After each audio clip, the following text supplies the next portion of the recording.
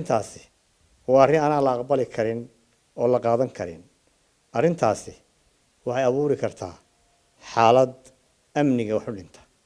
Sidaa darteed waxaan soo jeedinayaa in muwaadiniintaas si degdeg ah xorriyaddoodii oo taam ah loogu soo celiyo.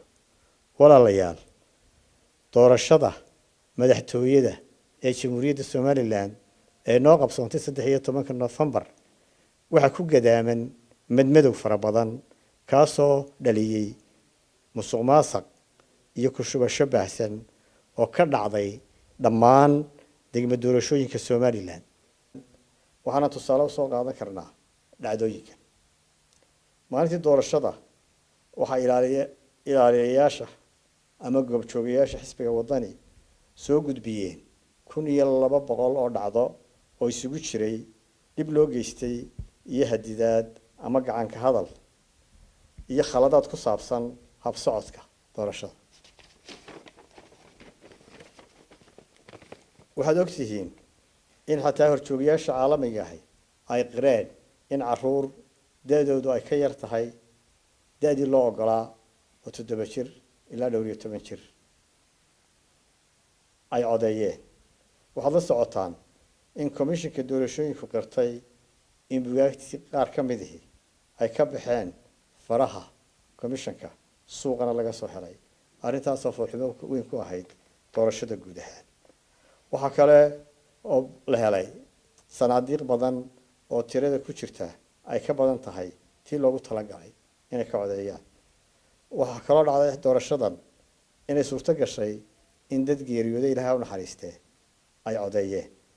waxaan shacbiga reer Somaliland iyo taageerayaasha xisbiga wadaniba u xaqiijinaynaa una sheegaynaa inaanan aqbali doonin xaqdarro iyo wax sharciga baalmarsan. hase yeeshee waxaan ku wargelinaynaa taageerayaasha xisbiga wadani inaan xaqiijinta helitaanka xuquuqdooda u mari doono dariiq silmi ah oo nabadeed.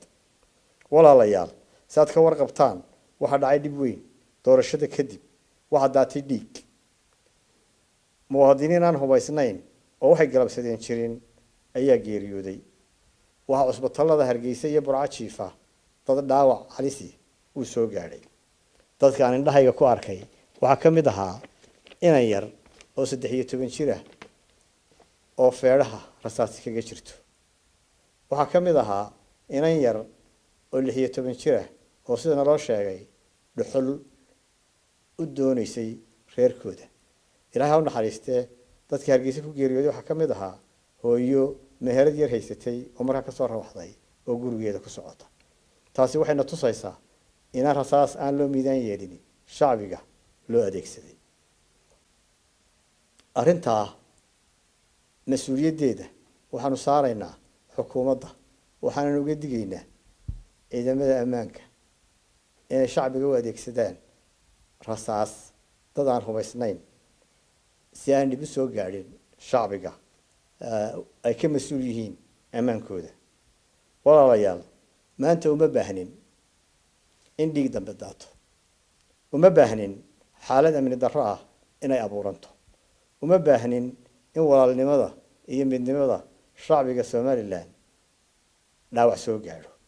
waxaan uga digayaa mas'uuliyiinta xukuumadda iyo xisbiga kulmiye inay ka fogaadaan arrimaha kicitaanka iyo xaalad abuurka ay faraha kula jiraan oo ay ka mid tahay xadhigga aan sharciga ahayn ee mas'uuliyiinta iyo taageerayaasha xisbiga wadani iyadoo dalku ku jiro xaalad xasaasi ah. waxaan u sheegayaa taageerayaasha xisbiga wadani in taariikhdu isqorayso, caalamkuna soo eegayo Somaliland.